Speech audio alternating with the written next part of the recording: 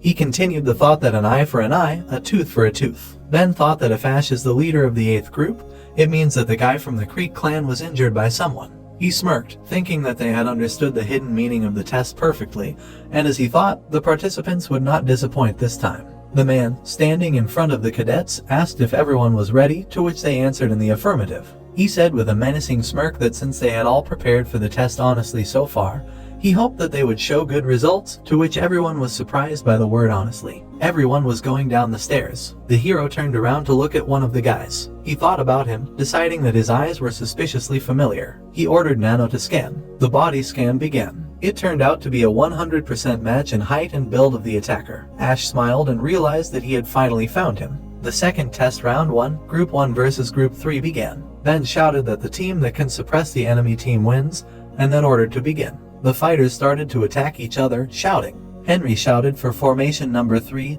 ordering them to attack. The man frowned, thinking that it was a diagonal formation. Everyone rushed at each other with weapons, defending themselves with shields. The guy shouted not to let them push them, telling them to resist. One of the fighters was pierced with a sword, another was hit in the face with a shield. The other guy turned around in fear and shouted for his partner to come to his senses and get up. Suddenly, he was pierced in the shoulder with a sword and the guy grunted. He fell to his knees and a guy stood in front of him, holding a sword in front of him and telling him that he had lost, ordered him to surrender. The wounded guy nervously thought about losing. Ben thought sullenly that it did not look like the enemy was that weak, and then decided that it was rather boring. He congratulated Group 1 on their victory, adding that this also meant that Group 1 and its leader had passed the test. The winners raised their swords. Group 5 versus Group 8, Match 2. The man shouted for the next teams to compete to come forward. Ash thought with a smile that it was finally their turn. He turned around and saw the worried boys, realized that they looked scared and wondered what had happened to them. He asked the scared cadets if they were scared. The boy replied that he knew they were worried about what had happened earlier and that things were changing too fast. He clenched his sword in his hand and said that he intended to pass the test or they would be expelled from the Demon Academy. Ash frowned and stated firmly that he wanted to become one of the strongest in this academy with a mysterious history,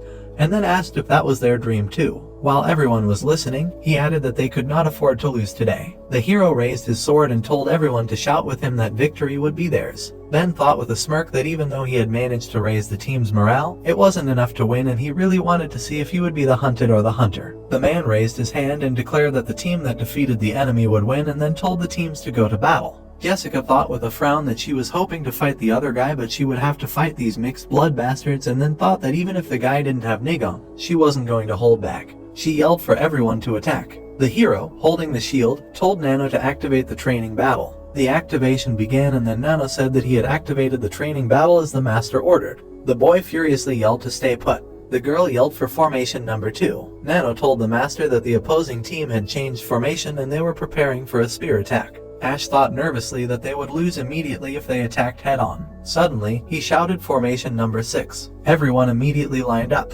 Ben thought about the linear formation, wondering why he would make such a stupid choice, since it was only acceptable if the leader was unarmed. He crossed his arms and thought that his mind must have been clouded to think that the kid was training with an old drunk. Jessica furiously told the hero how dare he greet her by calling her a worm. She made a strike with her shield, but the boy managed to block it.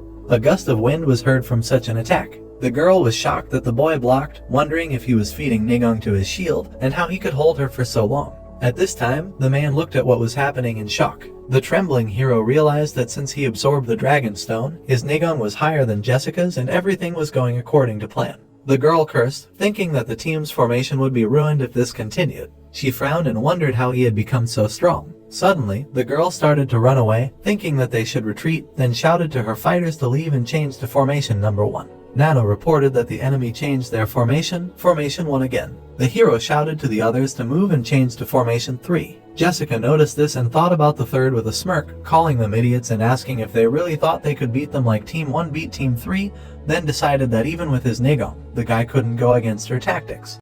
So, friends, this chapter comes to an end. What will happen next? We'll uncover it in the next chapter. Don't forget to rate this chapter out of 10 in the comments. We'll see you in the next video. Until then, take care and goodbye. Don't forget to like the video and subscribe to the channel.